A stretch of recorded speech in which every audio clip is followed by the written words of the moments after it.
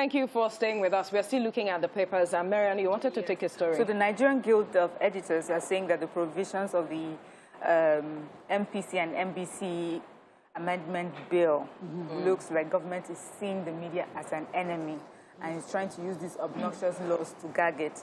And they're saying that by this proposal, this amendment bill, it looks like that it's more like removing the oxygen of democracy, because that's what the media actually, journalism actually stands for.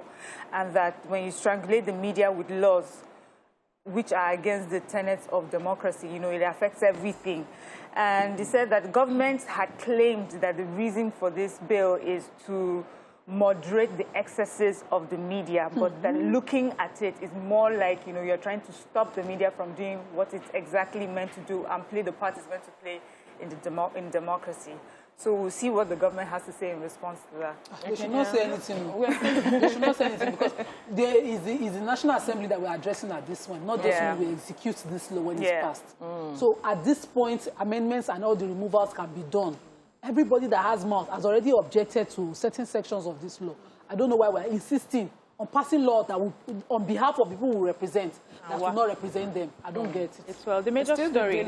Yes. So the federal government and House of Reps clashed yesterday over the suspension of Twitter. So I remember that when the federal government placed the ban or suspension of Twitter, the House mandated its committee to carry out an investigation into the legal backing that the government has for the action. And yesterday, they resumed hearing. The government said it suspended Twitter in line with Terrorism Act of 2011 and other extant laws, that it had nothing to do with the pulling down of the president's tweets. And the Minister of Information also read the timing, right? Read the riot act to Facebook and other social media platforms, saying that they will not hesitate to suspend them if they prove in any way that they are not supporting the unity of the country. And they said that right now that Twitter has become a platform of choice for people who want to pull down Nigeria. But Twitter and the federal government are ready to have a conversation. So that meeting will be ongoing in the nearest future. But the Court of ECOWAS has restrained the federal government from prosecuting people who are still using the platform till the judgment by, I think it was Serap that filed the court case to the International Court. Yeah, from ECOWAS, finally. I know, but sometimes, when things happen in Africa, especially Nigeria, not other African countries, you always wonder, where's the AU, where is ECOWAS? No, the ECOWAS court. So someone had filed because at the time, Jusun was on strike. I think Falana filed in the ECOWAS court against the federal government over the Twitter ban. So I think that's the court did. The injunction given is to restrict the federal government from acting further. It's just pause. But then, would it hold water? This committee that the federal government put together on Twitter, did you read that? Yes, no, I did. They put a committee that will go a lot of people have been reacting to this, that the people in the committee, that there is no representation of the people themselves. So as part of representation of government. So we have it's just the representation of government engaging with Twitter now. But how about the people? But even the do the people have anything to represent? It's a platform. The government should. No, we mean the committee. The committee that was set up. The committee should not be set for the people.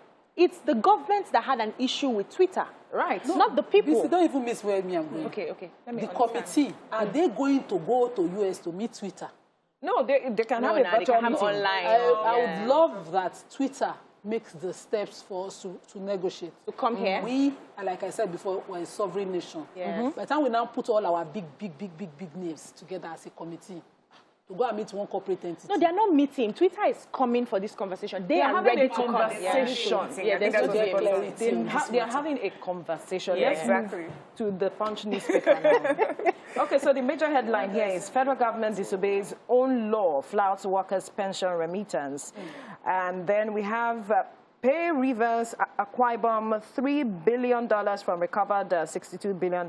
Court tells federal government. 9 killed, 13 vehicles burnt in Ogutanka explosion. Excuse me, AKC crash. Female doctor, ex-soldier arrested for selling drugged cookies, cocaine, others.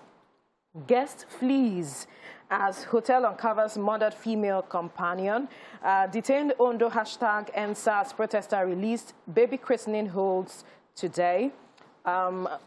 Ex-rep Lawan jailed 7 years over Otedola's $500,000 bribe.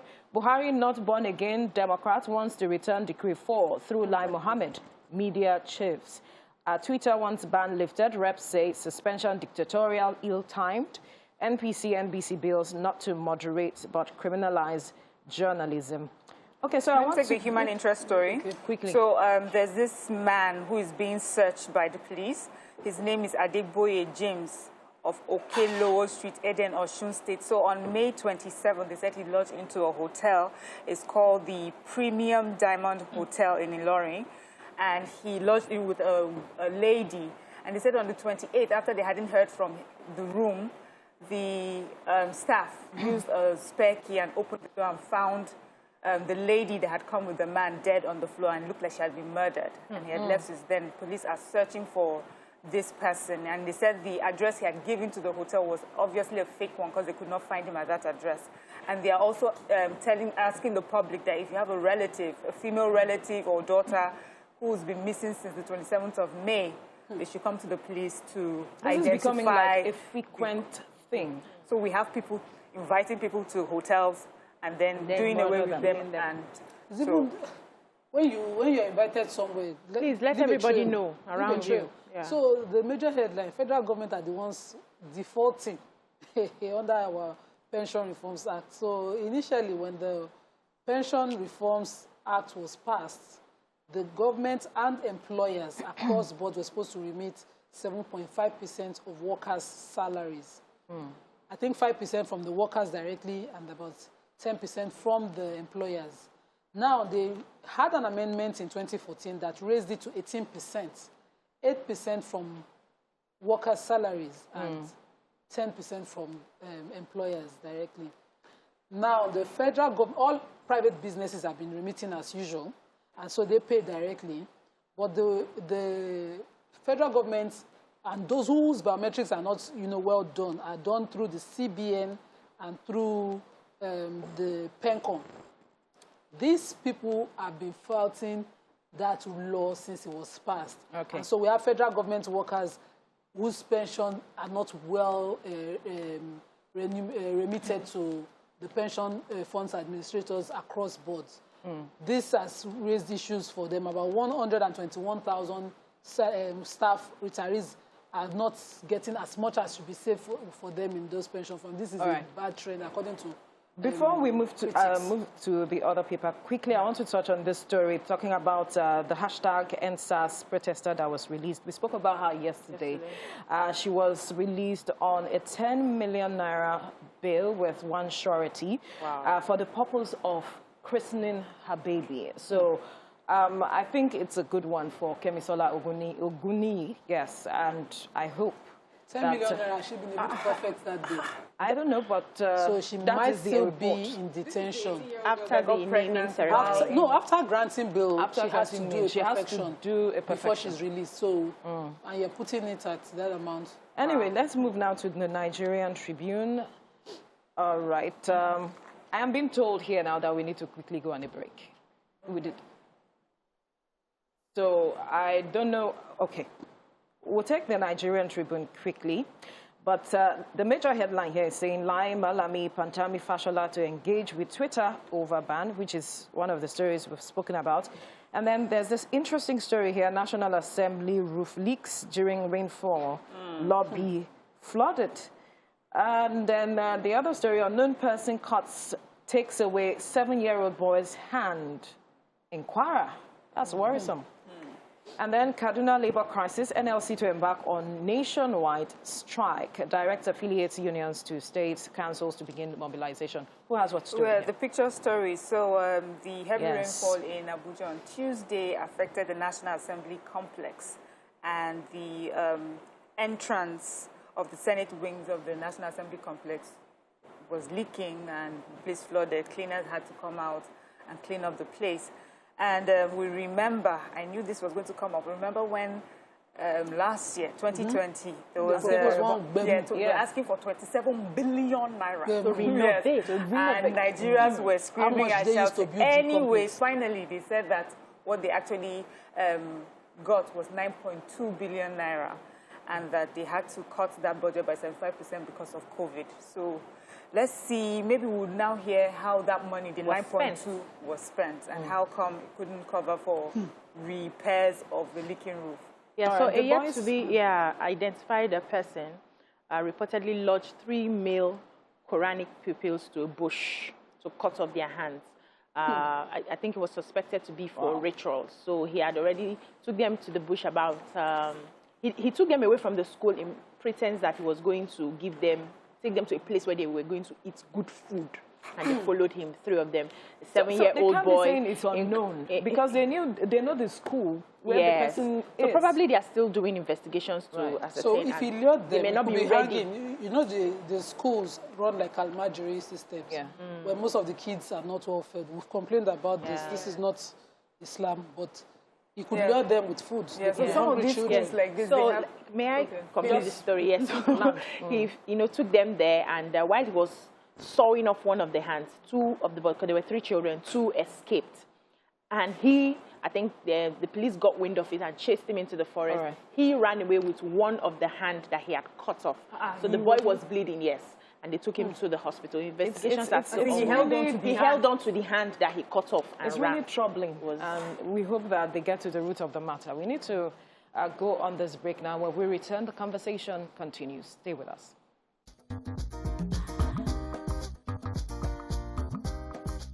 Stay tuned. Your View will be right back.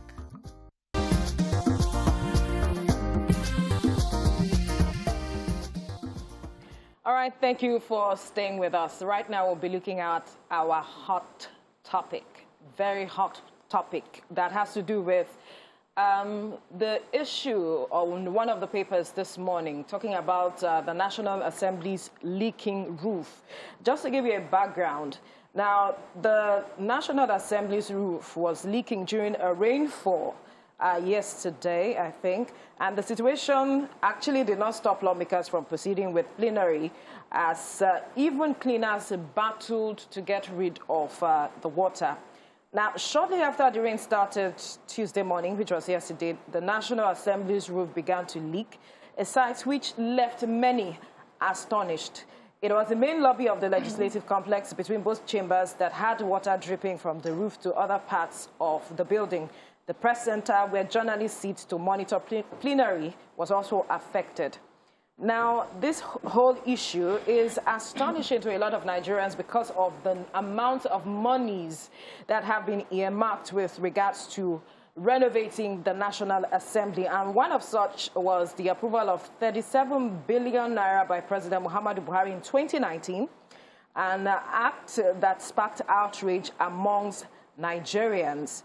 And the question is, what really is going on? We talk about spending so much money on renovation, yet your roof is leaking just because of a rainfall. Where was the renovation? Where did it take place? What happened? Nima, perhaps you have an answer. I laughed. I almost died yesterday just watching this happen, because this is the reality of almost every other Nigerian asking for the right laws, the right kind of governance, and these people don't do anything. Some businesses go through this as well. Some businesses have had to fold up.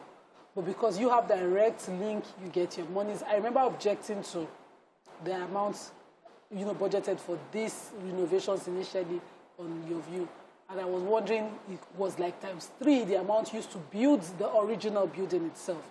Now, there must be an architectural defect in that structure for this to continue to happen, for the building not to even last this long. So the rains might not necessarily be from leaking roofs. Okay, so these are visuals coming on for us to see the situation. Cleaners on the ground. I'm sure those are journalists also watching and seeing, and some people have been was raining. National Assembly, who are staffers there, also watching to see how the rain was dropping. Let's just beg the National Assembly, through the Attorney General's office, sue the original contractors that built the National Assembly complex. So the original contractors, yes. Why? How old is this complex? Basic. Why? You sue them for a building that... should your house be leaking? No, Wait. Sue them for a defective structure, for whatever they budgeted. They didn't build a proper building.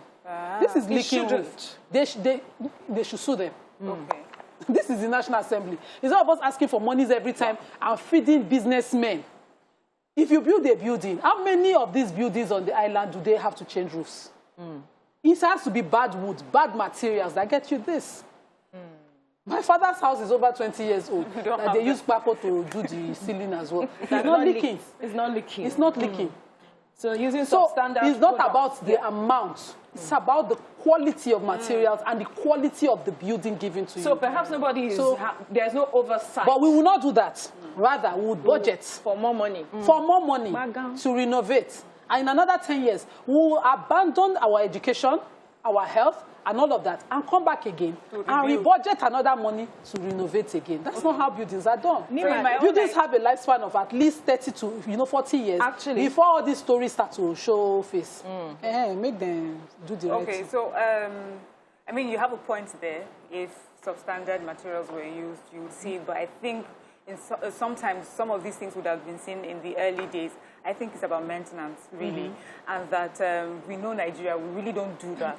And possibly because of our Nigerian culture of just misappropriating funds and the corruption, probably, I'm sure there's a department that handles that. Maintenance. Yes, that checks that it should be maintained over a period.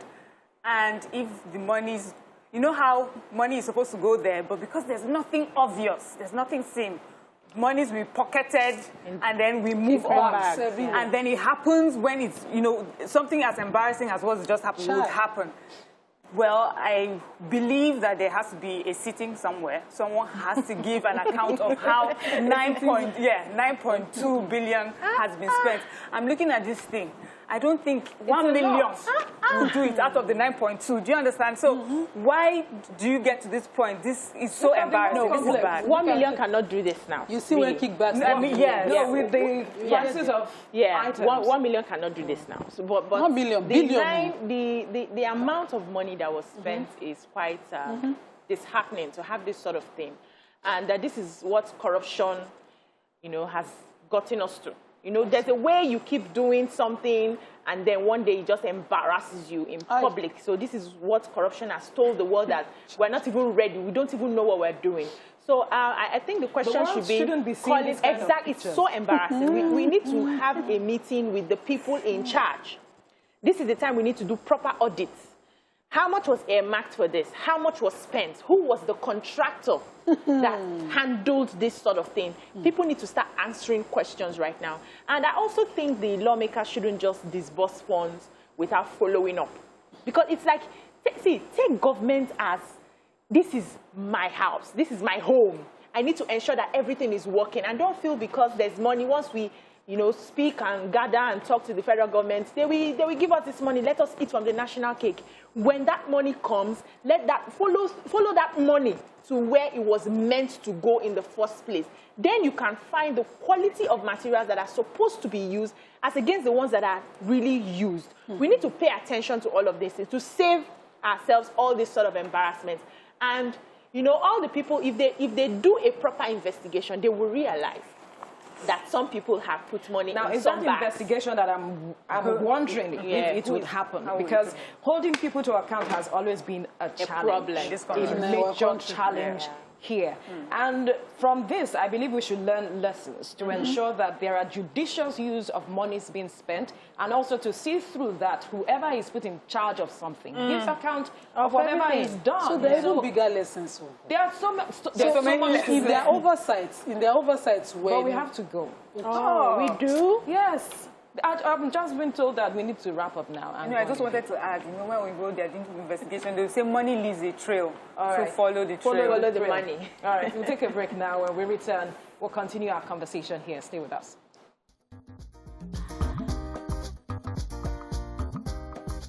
Stay tuned. Your View will be right back. Thank you for staying with us. Now, the informal economy continues to be relatively unprotected because of the flawed notion that they are untaxed due to their unregulated nature and as such do not generate direct income by way of taxes for the government. Now, joining us on the show to discuss further on this topic is a public policy and strategy specialist, Dr. Adebisi Araba. Good morning. Thank you for joining us on Your View. Good morning. It's a pleasure to be here. Now, let's begin with understanding what makes a business informal. Right. So a business is informal when it's not captured in the formal economic or econometric systems that calculate GDP, gross domestic product. It could be legal or illegal, but for the purpose of our conversation this morning, I believe we will be talking about the legal jobs that are informal. Informal because they are not registered, they likely do not pay taxes, their job security is unstable, infrequent. They also work at very small scales. They operate mostly cash-based. They also typically have low levels of organization. And they, as I said, they do not contribute to income to the public sector through taxes. Yeah, so when we hear informal, and we hear that they don't pay tax, the government doesn't really recognize them as people, businesses that pay, to help fund the economy. But then I worry because at the end of the day, these informal businesses are made to pay levies. They are made to, the local government council is always breathing down on their neck. So that levy and that local government council fees that they pay, isn't that a form of paying tax to the government? I couldn't agree with you more. It is, and again, when we talk about businesses being informal, it also means that they are not officially visible.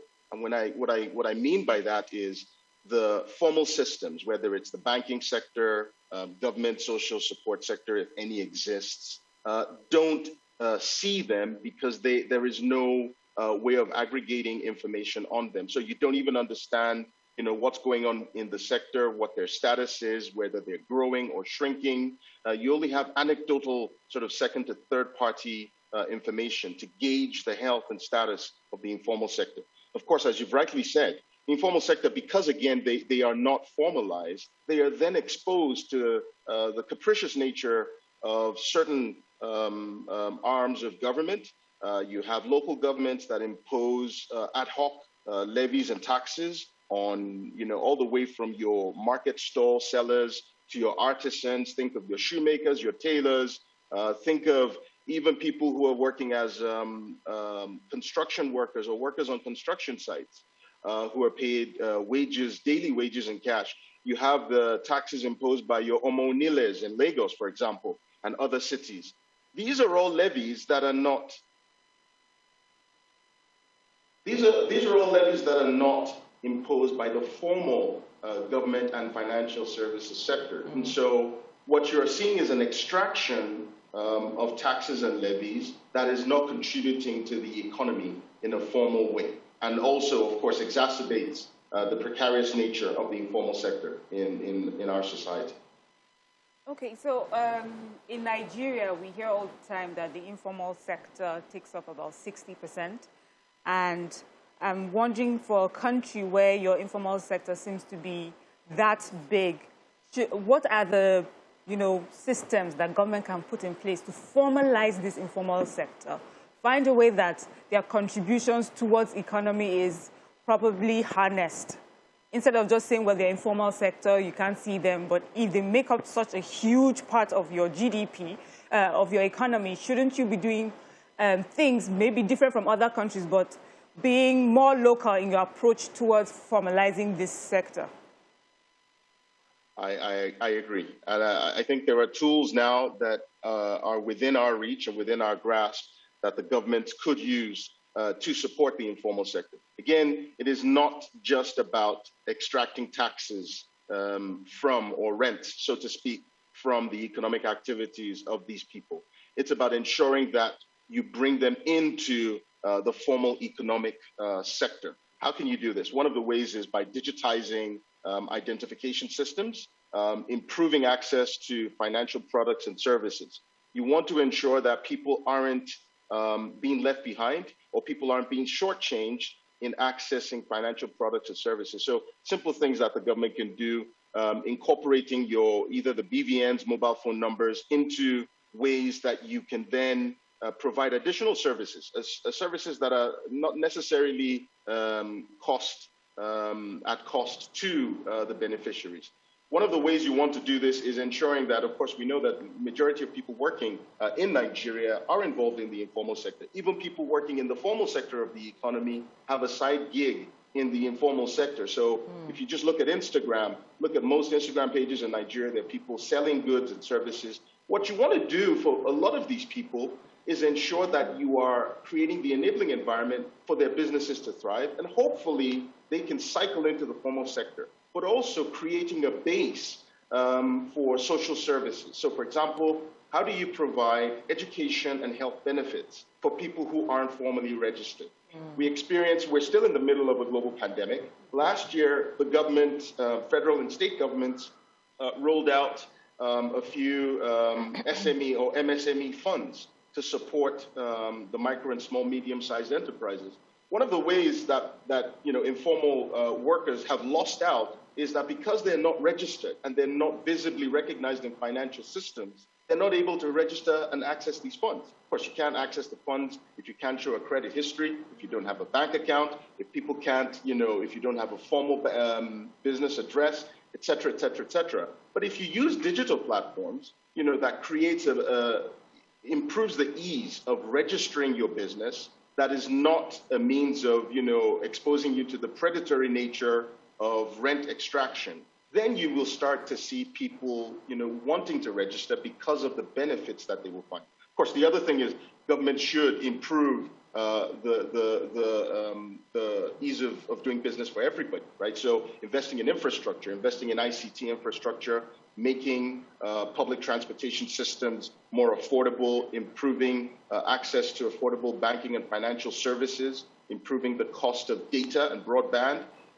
These will stimulate the informal sector, but stimulate the entrepreneurial energies that we already see in the economy, and hopefully grow these businesses to the point where they find the right incentives to be formalized.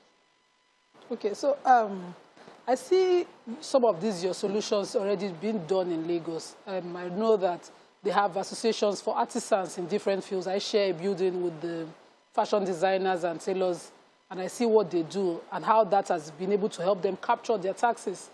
But how much more protection can they give to this informal sector? Because it's not the same thing. You have, they're open to some touts, people around coming to their business places, name of different things, especially in the marketplaces, like, from the pictures that we just shared. They pay too many uncaptured taxes, and nobody protects them. The last time we had the delivery guys, the courier guys here on the show complaining about how exposed they are to this. So how much more, what can they do to get more protection and better benefits from government? Yeah, thank you. Okay, so you've just mentioned markets. Let's use markets as an example. Form follows function, and nature abhors a vacuum, right? So in typical markets in Lagos, talk about whether it's Mile 12 or K2 or Yaba or Onigbongo. When you look at these markets, they're typically organized around a central Iyaloja or Babaloja. So there is a central representative of the people who have concessions within that market. And what you find is people pay, whether it's weekly, daily levies, to these central coordinators of these markets. Now, governments need to be very, I would say, more nuanced in their approach. It's not about usurping these systems. I would say take advantage of what already exists, what where the trust is. If people trust the Iyalojas more than the local governments, then why do you need to bring in a new system? Why don't you allow the existing systems, to create that, not just the system of collecting taxes, but providing support? I would say that the focus and the emphasis should be more on support than the extractive nature. After all, most people earn less than $1.90 a day. So a lot of people are already operating at the barest minimum. $1.90 a day, translates to about 30,000 naira a month, which is the federal minimum wage. And so we're not even at the point where we're saying we want to tax people earning $30,000. You don't want taxes to pull people into poverty. So what you want to do is create the social services that enables the entrepreneurial grit and vibe that these people already have that stimulates the economy. You want them to grow their businesses. So what you're going to do is take advantage of these existing systems. You don't want to All right, Dr. Araba, for want of time, I'll have to interject and quickly ask these two questions before we let you go. And it is that how can the government design systems that foster the growth of businesses, especially for micro businesses, when you consider their collective contribution to the economy? And then what changes need to be made to the design and delivery of financial services so that it serves rather than burdens the sector? Okay, one way is, I think we need to do more. So in Lagos State, for example, you have the LSETF, and that's a great start. I think more funds need to go in, more means and mechanisms to identify where entrepreneurs are, because it's not just about finance. If you catch my drift, it's not just finance. There are the soft side of things. There are the policies that impinge on entrepreneurs' abilities to grow.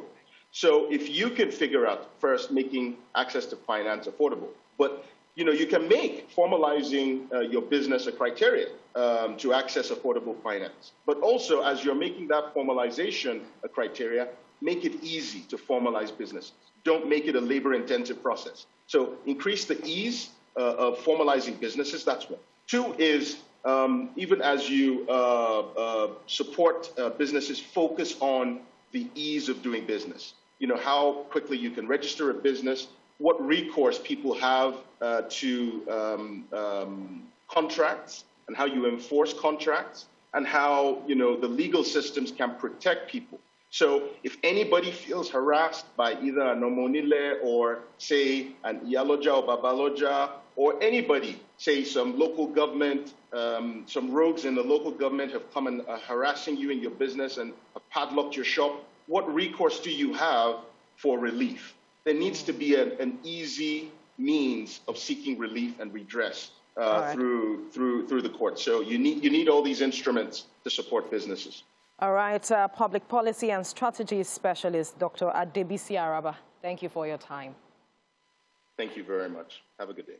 And you too. We'll take a break now. When we return, we'll continue our conversation here. Stay with us.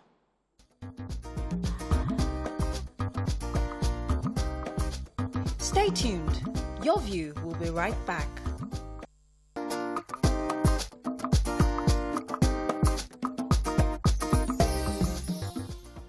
Thanks for staying with us. Now, due to the incessant gas explosion that has been occurring in some parts of the country, we have Comrade Modupe Otegbayo, an EXCO member of Liquefied Petroleum Gas Association, to speak mitigation, incidences of gas explosion, prevention, and safety regulation concern. Good morning, Comrade. Thank you for joining us on Your View. Good morning. It's good to have you. Good morning, viewers. Right. Now, everyone believes that the use of gas is the way to go, especially looking at the fact that the government is also looking at ensuring that the use is penetrated across the country. But then we have been seeing reoccurring incidences of gas explosions, which is worrisome. What are we not doing right? Or where is the real challenge here that we are seeing these issues becoming so frequent? Well, thank you. What is going on now is safety. People are not taking precaution of what to do if you want to use gas, or from the depot, what to do before they leave the depot, before coming to our various shops. We are the retailers. I'm from Libga, branch of Nupeng. Before it gets to our end, it has some precautions that they're supposed to take. Right. Like checking the tanker that will bring the gas from the depot to our plants, because we buy gas from plant owners.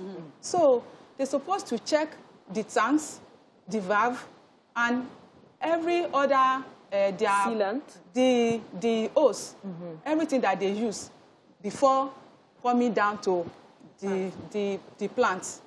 So all those things they're supposed to check. So that, yes. Here's my concern. You are the retail end. Yes. You distribute to us users, consumers. So you have a business that requires regulation. And as an association, how much regulation do you even do amongst your members to ensure that they install, or whenever they're establishing, they put in the right measures in place? So I'd also like to ask whether you benefit from the Health and Safety Week, because I know in the petroleum sector they have a Health and Safety and Environment, HSC weeks, that they do every year. It is for, for enlightenment on how to operate. Then you as a regulator, as a body, do you regulate your members to ensure that if they do not have certain measures in place, they should not even open shop at all, so that we can forestall things that happen like the one in Ajegule, the other time in Ikotu, where one of the operators had their shop explode and colossal damage just spread along people's lives? We have some measures that we take. Like we're supposed to have DPR license before opening shops. But where the situation we find ourselves in Nigeria, that people doesn't follow the protocol and everything that they're supposed to do if they want to start business. Before you know it, you just see that you see some people that will bring out 150 kg, put it in, or even on gutter. Yes. That they are retailers. But all the things that they're supposed to do, they're supposed to go for DPR license, which regulates our products. Yes. When you see things like that, what do you do? Yes. In our union, Libga, we try as much as possible to go for sanitization. We go out almost every week. But before you go to this side, next week, before you go to another side, you will see plenty of people opening shop. Anywhere we go, we tell them that these are the things that you're supposed to do before you can start the business. And once you've started, before coming to the union, these are the things that we are supposed to do. Like our fire extinguisher. Yes. You have to have your fire extinguisher, which is we normally DPR regulation said we should use fire extinguisher, CO2, and powdered. That powder must be 5 kg, while the CO2 must be 5 kg. Then we teach them how to use it. Then in this, after buying your fire extinguisher, you have to have a bucket of sand, sharp sand. The type we see in the filling station. Yes, you paint it red. Then some of our members, some of the sellers are outside there. They don't know the difference between the sharp sand. Some just pour mud. We normally tell them that it's not mud, it's sharp sand. Let me even ask what's the role your association plays, because I know that with your explanation so far, you have definitely caught some culprits who do not obey the laws. Do you sanction them? Do you punish them? Do you fine them? What do you do to ensure that they don't go back to do the same things you have told them not to do? Thank you.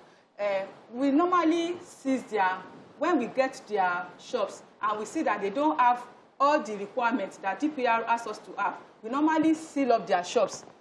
Then we'll now tell them that they should be coming to, because we normally have meetings, they should come to meeting. By coming to meeting, you will learn more. You learn what, even some of us that we were thinking that we are island, we know that some of them that they don't have anything upstairs. But when you are at the meeting, we will tell you this and this what you are supposed to do. Because some people, they will not learn this thing. They turn it to recharge card. And it's not like recharge card or our rice and beans that you can just take something to mayor, just like that. Because you have to go for training first. Yes. We train them. But do you petition the DPR? If you do you have copies? Yes. Because the DPR has a health and safety environment department whose business is it to seal up any inflammable that can cause people's lives. The reason I'm asking is because we want to know who the culprit is here. We've had it over and over. We've called out DPR and they refuse to show up. So the culprit could be you if you do not petition that on certain streets, Lomba, so and so, there's an operator who is defaulting, and we're trying to compel compliance. And, and follow up. And adding to what she has said, what is the level of collaboration between you and the DPR?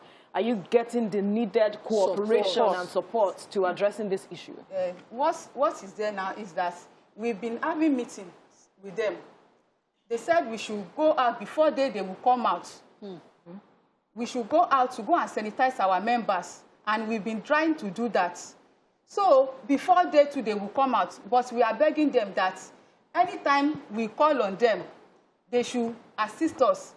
By coming out, people see them, they will know that it's not only for the union alone, that they will know that there is agency that is governing these products that they are selling. So we normally write petition. If you see that some of our people that are selling gas, if you see them that where they are selling is not conducive, because that's where you are supposed to sell this gas. But some landlords and landladies say, I'm the owner of my house. I can sell anywhere I have. And expose people. So, and expose people to danger. Okay, so quickly, one of the reasons you're here as well is because of the huge tanker explosions, especially the one that happened recently.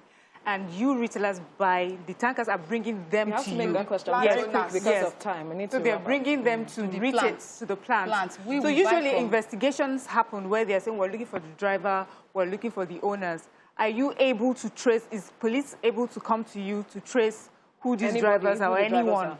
Are you able to give police help? We buy from plants. All right. Those questions can go to plant owners. Maybe we bought from. We must thank you, Comrade Modupe Otegbayo, for your time on the program this morning. Thank you so much for the work you do. And we hope that you keep pushing to ensure that we reduce this regular feature of gas explosion in Lagos State. Thank you so much. We take a break. When we return, our conversation continues. Stay with us.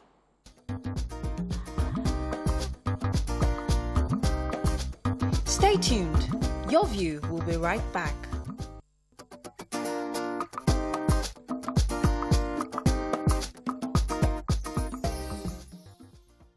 All right. Thanks for staying with us. Next, we are discussing the plight of teachers.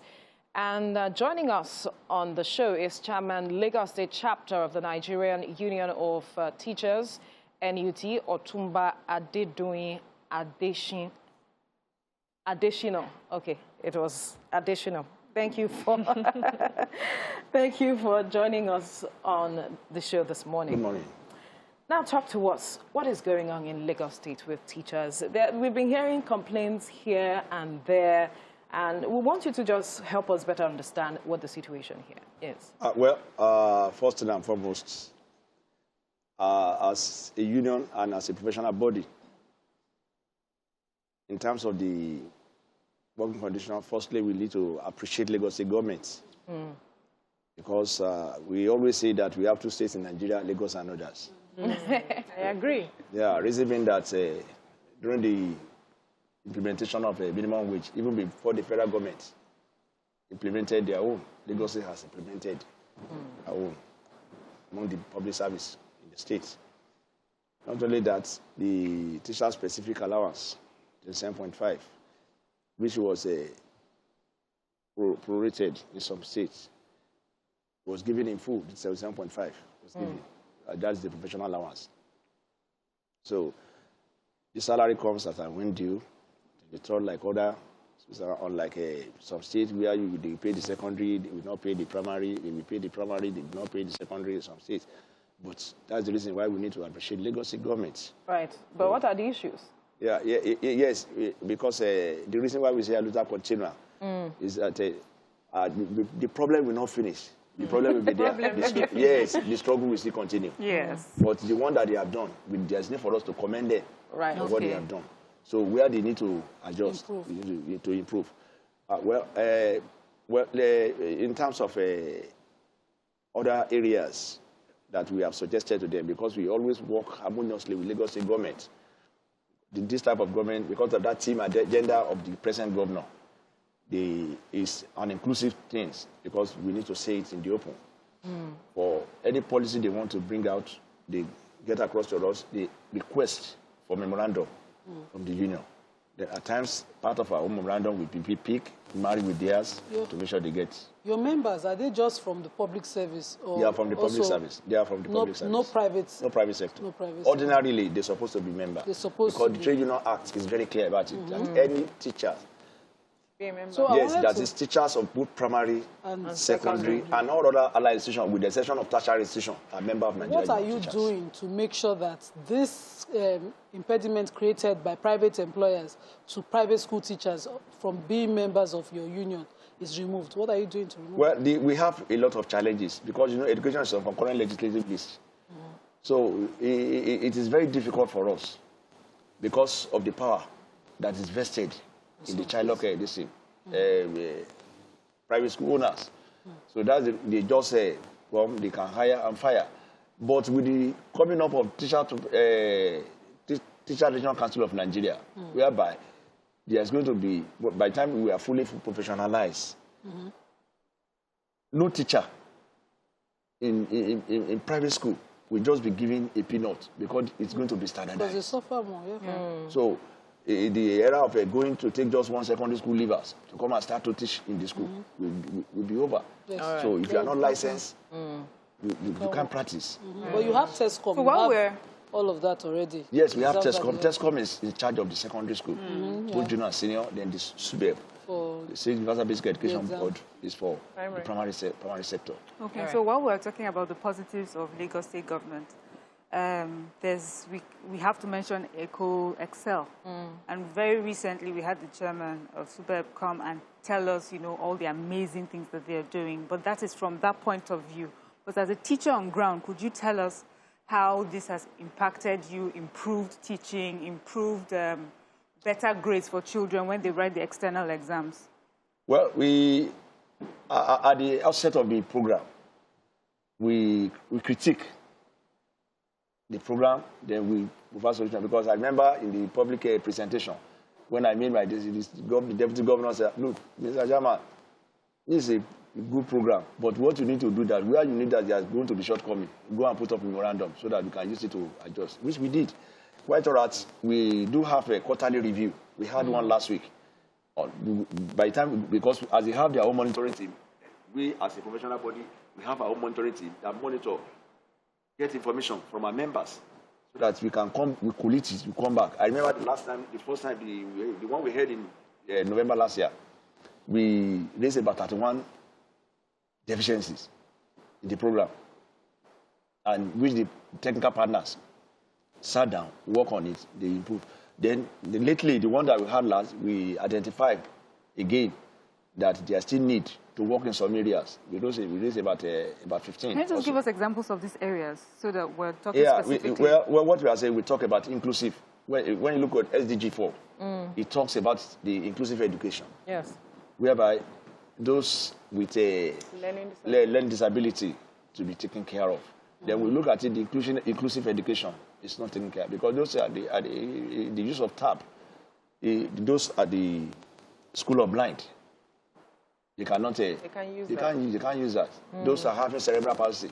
Yes. They can't use that. Yes. So what are the programs are you designing to accommodate? That is part of the agency we noticed. Very important. Then we noticed that formally we noticed that it makes people to be robotic, to make them to be stereotyped. So we raised areas and we told them what they can do. Because what matters most is that when you say 2 + 2 = 4, the method I'm going to employ to make 2 plus 2 will differ from what you are going to use in your own.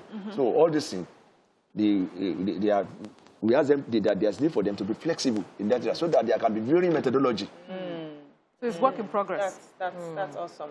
Yeah, but I'm concerned about the working conditions of not just the teachers now, but even the students in their environments. Because we raised, exactly when that chairman came, we raised issues of classroom conditions, overcrowding, the fact that some of the schools didn't have good toilets for human beings, and even their sick bay was lacking. Has that improved? Well, gradually, with the rehabilitation, massive rehabilitation the government is trying to do now.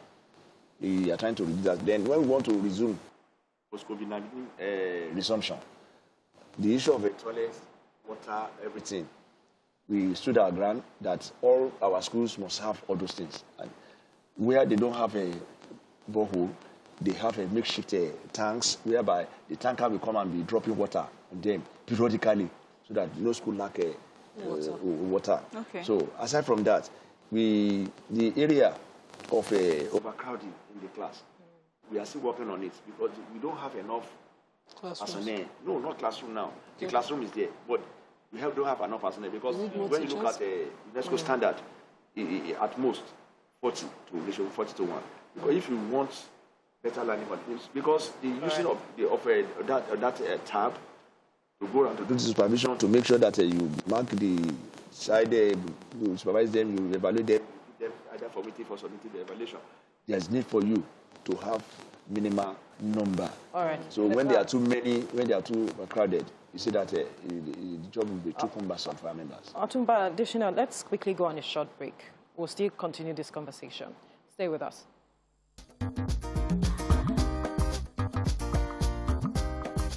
Stay tuned. Your View will be right back. Thank you for staying with us. We're still talking about the plight of teachers in Lagos State, and we still have the chairman of the Lagos State chapter of the Nigeria Union of Teachers, Otumba Adedoyin Adesina, in the studio with us. Thank you for staying with us. Thank you. Now, let's talk about retirement age now, and I'm going to pick your reaction to that because you reacted to that earlier this year when the federal government had approved a harmonized retirement age for teachers bill 2021, and you said it should be applauded and supported because a lot of people are reacting that the age from the service year is 35 to 40 and the age is now 60 to 65, and they believe that it's not going to give room for younger persons to come in, and also it's going to weaken the structure. But you you're thinking differently. It's different. Okay. It's only in this part of this world that we think in that direction. You see, even in UK, in US, there's no limitation to teaching. Can you get what I'm saying now? Yeah. It is when you are tired. Even if it is if you are 40 years, you are tired, you go out of this system. I think about 2 months ago, one 80 years old professor. Yeah. The university now turned her to be a consultant because she's a custodian of knowledge. So, you see, mentoring, we have been saying it, mentoring is fast moving out of the system.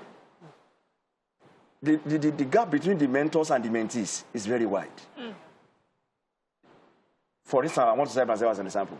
I had a complete education, or a teaching education, from secondary school to teacher training to college of education, from college of education to university. Unlike somebody that has no passion, no interest. Because when you see somebody who wanted to study geology, and you don't meet up to the cutoff point, they just go and read geography, they just drop that person to go and read geography education. Job they don't have passion. Those who have passion for that job, those are the people that... You have retired. You see, we are coming in together. Teachers are living en masse. You see, the UNESCO standard stipulates that at least 1,000 teachers must be recruited annually to cater for those who will be going. In Lagos State, Subeb, in 2000, late Alhaji Fuja recruited 2001 teachers. The next recruitment came in 2014. You see, those... That's too wide. Yeah? It's too wide. you see that the experienced one, they just move out of the system. Even those who are coming in there, the newly recruited down that they are recruiting now, we are still mentoring them on how to write proper lesson notes. Yes. So why is priority not given to those who, because I know, I have someone who's applied to teach in Lagos State over and over, and this person has never done anything but education. But maybe for want of indigenship, she doesn't get the job. And then you have people like this who have a flair for something else, but, you know, Providence now push them to this field who get the job. So when you have somebody applying with a college of education and a degree in education, automatically you know this person originally set out for this career. Why are those people not given priority? Well, that one is left for the government to decide. Those teachers that are recruited, we bring them together as our member. We need to organize orientation and induction. We allow them to know the ethics and ethos of the problem of the profession, so that they don't run foul of law. Yes. So that is our own duty. You see, what we are having is that until we put our priority right in this country, we won't get it right. Everyone keeps saying that. I've said it. Even the problem of this, the issue of teachers are not having good standard, all those things, it starts from the university. I want to cite University of East Legon in Ghana. If you don't have up to 6A, they won't take you for admission into Faculty of Education, because they know that you are going to be the custodian. The best brains should be the teachers. You see, some of those people, the reason we are on the issue of extension, some people retire very early, then they go out and use that thing in another country. Another country. After from another country, they go to a private school. They go and, I have a friend who retired at the age of 52, as a result, because he started very early. He retired at the age of 52. That's 5 years. That 5 years has elapsed. And he is now in one of the popular schools because of advertisement. I will not say it. So, they make him semi-god there because of what he's teaching out. That is what he has studied, both in service and outside the something over time. Right. With the government funding, we're supposed to be giving back to the system. All right, so let me ask you. So we have a problem of obsolete curriculum, and you know, comparing to what is happening outside the country right now, we see that technology is taking over. Yes. Teaching methods are evolving constantly. Yes. And I don't feel that we are ready and equipped to, you know, train our children to be future learners. We're teaching them for jobs that are no longer in existence, jobs that has expired. How ready do you think we are to constantly review our curriculum to meet emerging trends? Otumba, before you answer that question, let's quickly take Yakub, who has been on the line. Okay. Yakub, good morning. You can go ahead with your contribution. Yeah, Veronica, good morning. Good morning. And, good morning to the rest of the team in the studio, and then including the comrade in the studio. Veronica, I'm proud to be a Lagosian this morning. Right. Hello, are you hearing me? Yes, we can. Yeah, thank you. I'm proud to be a Lagosian this morning because of what is coming out from the comrade in the studio, saying that Lagos and others, because I heard him say that earlier. Because Lagos State pay the salary of teacher at well due. In fact, even increase the teacher salary. And then the comrade in the studio made us to know that. I think the rest of the states in this country are listening to this program this morning, especially the governor of various states in this country. Because, and then I don't surprise. Anyway, the Lagos has been in a position of having good leadership since the sessions of Bola Ahmed Tinubu. They have been privileged to the extent that they have a good leader in terms of governor of the state. That is why they make sure that they focus on teacher. And then, in fact, let me even give you a quick story quickly. I have a boy that attended Abibatu Magaji Secondary School, public school here. There was a time the guy failed because of they needed 50%, and then the guy got 49.5%. They fed the boy. The boy tell me, Alaji, please follow me to school to go. I said, Lila, I can't do that. And then, do you know what? At the end of the day, the boy comes to be a best student. And then, in fact, he's one of the best students in school. The boy is in OAU, University of Obafemi Awolowo today. So, I'm proud to be a Lagosian because they have a best teacher in the state. Thank you, good morning. God bless you. Thank you, Yaku. Thank you very much, sir. Right. Well, so I allude to what you just said. I had a similar thing because all my children, I made them to attend public school. They went to this school there, Immaculate Heart at Maryland. Yeah. One of my boys, he got 49% in English then, during the time of Deputy Governor Shoson. They said, Shaman, why follow your child to school now? I said, no. Let him retake it. He must retake it. That's a teacher. You are a teacher. Yes. After he did that one, he had one of the best results in the school. And he finished at Labis University. Second chance is always better. With just one attempt. Right. Yes, So I back to asked you her a question. Yes. How do you think? Yes, we are talking of a curriculum. Yes. They are still for us to review the curriculum. Yes, they are still for us. But one thing, when you look at even the curriculum itself, the curriculum says that it must take the yearning, the aspiration, the norms, the custom, the culture of your people. Must take it into consideration. You see, we gradually we go there. The colonial master that gave us the education did not do it well for us because they gave us liberal education. They just 3 hours, reading, writing, and arithmetic. That's what they gave to us. But if we have to learn how to crawl before we walk. It's very, very important. It must be a gradual process. You see, we should not allow cultural alienation or cultural vibration to take over our own culture so that people, if not make learning to be very easy. So what we just do is that we just be injecting gradually. It may be a program of about 20 years. That's, okay, let us set a target or a goal for ourselves. Have we started? Well, have we set the target? Especially stemming from the pandemic and yes, with the issue of a pandemic, I think it's opening our eyes gradually. Right. So ordinarily, before the issue of pandemic, in Lagos, we have started the online teaching, like Kokoka, this or that. Yes, we have started it. We have a caller on the line. Okay. Sorry. Ibrahim calling from Kaduna. Good morning. Go ahead with your contribution, please. Good morning, you all. Good morning to every one of you there. Good morning, sir. Thank you. Yeah, my name is Ibrahim, calling from Kaduna. In fact, I will first and foremost thank your guest over there for his passionate contribution this morning. That really attracted my own support to contribute to this issue. You see? Yes, Lagos State, I know that Lagos State has been an exemplary point of view to all that, to any other state in this country. So the name given to Lagos State as the Center of Excellence, yes, is due to them to be had. Yes, you see, unlike our home in Kaduna, yes, the government will just wake up every day and any time and do what they want to do.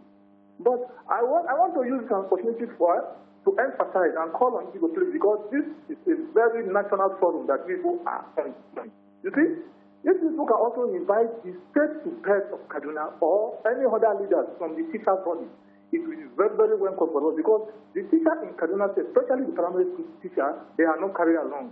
Now, would you believe that for the past, this month now, maybe 3 months, there is a single local government here in Kaduna State haven't paid their teacher salary for good 3 months, April, May, and now June is coming to an end.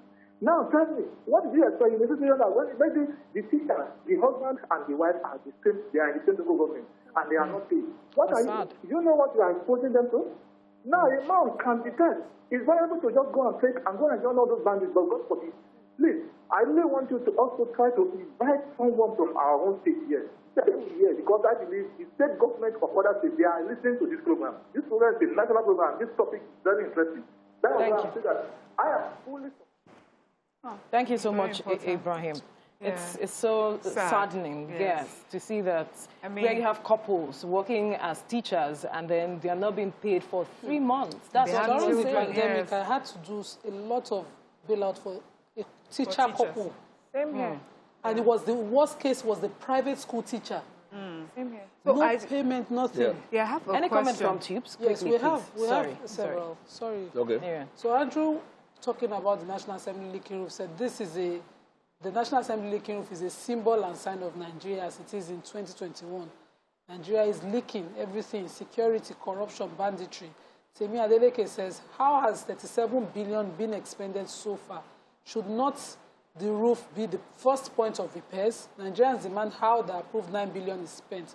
Corruption is the eye of the assembly. Kabir Kunle Aroye says, good, our beautiful and intelligent ladies, for our country, Nigeria and our government, may Almighty Allah take us to the promised land. No more trust in the government. Ifeda Yakubu says, when they want to buy votes, they know how to go to the market and share market money. But when it comes to making decisions that will positively impact the traders, they begin to speak big English. Perhaps, all right.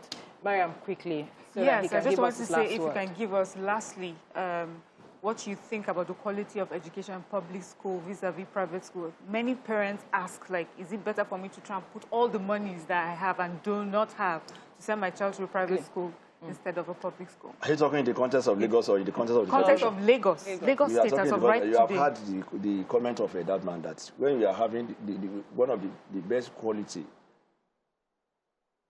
in terms of personnel, teachers, come down to Lagos, because from time to time we update our knowledge, we organize seminars and workshops, even if among ourselves, the government. So parents should be confident. Yes, all the competition, the World Robotic was won by because of the time, we wanted to just give us, just in wrapping up, because we have to go, your final word. Well, my final word is to appeal to the government of the Federation. I think the bill that they are assembly to fast track it is long over. This is October last year. It's supposed to have commenced in January. The capable hands that are supposed to be retained in the service are leaving. So, and I'm sure the Lagos State government, they are with us. They are always with us.